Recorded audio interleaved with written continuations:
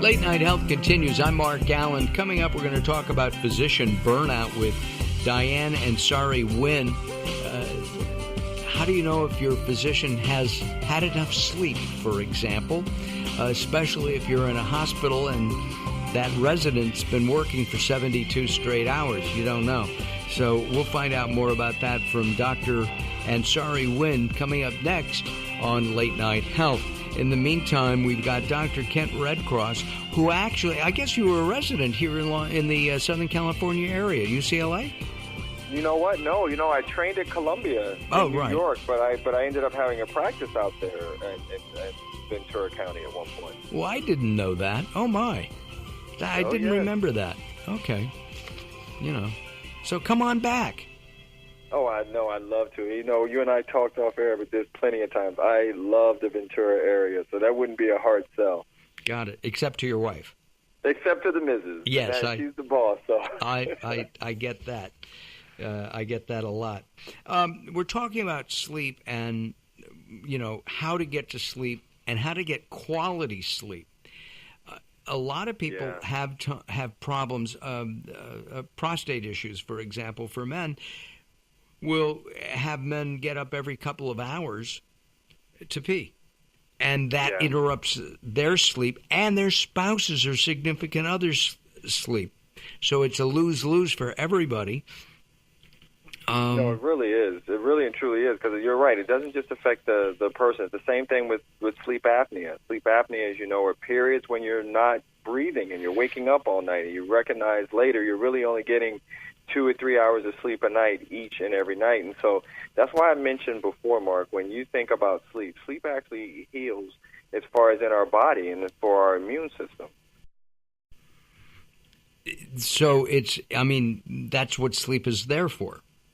It is. And sleep has a strong influence on our immune system, so much so that the immune cells are actually responsive to sleep. And so if we're getting the right amount of sleep each and every day, none of this really matters, Mark, but as we discussed before, it doesn't happen that way. So one of the things I always talk to patients about is figuring out ways to help boost their immune system. And one of the things we talk about in my office a lot is actually an effective medicinal mushroom immune booster that's called AHCC.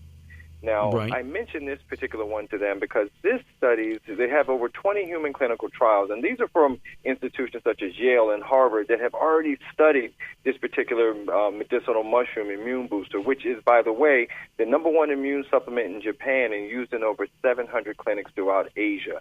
So those are the sort of things I look for, data, especially when you're talking about something that's boosting your immune system. That is a big deal, especially when we're not getting as much sleep as we need these days. And our mutual friend, Dr. Christine Horner, has been asking me to get that stuff for years now.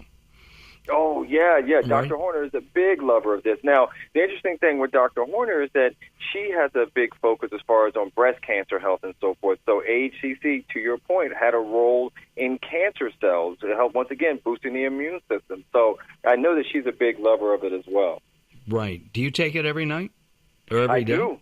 Wow. I do. I take 2 tabs each and every day. Once again, with a lot of the traveling that I do, Mark, I find that if I'm not taking it, I get a little more run down. I get my colds, I get runny noses and so forth. And so, when I take AHCC regularly, I'm actually doing pretty well.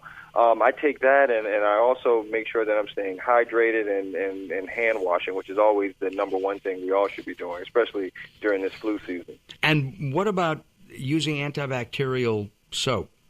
I've heard, some people say yes, some people say just use regular soap. Yeah, and that's the thing. And so what I always say is soap and water is #1, but 1A would be the antibacterial things that we have there as far as some of the solutions, because now they're not better. But once again, if you're on the go or in some populated areas like I am in New York, that is much better than not being able to wash your hands. There's no soap and water nearby. Gotcha. And what about other supplements like omega-3s?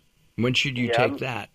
Yeah, omega-3s are great because there was a recent study that showed that when our omega-3 levels were low, our melatonin levels were also low. So I've started talking to patients about taking omega-3 at bedtime, and there's even a website called nutrientpower.com.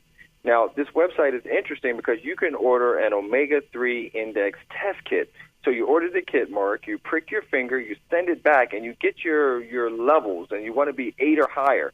Now, this is the first time we've been able to actually see where our omega-3s are. And so if I have patients that check their test and they're, say, at 5 or 4, then you can say, maybe you should supplement some omega-3 and see how your sleep goes from there. And vitamin D, as we wrap up, is at an epidemic low level.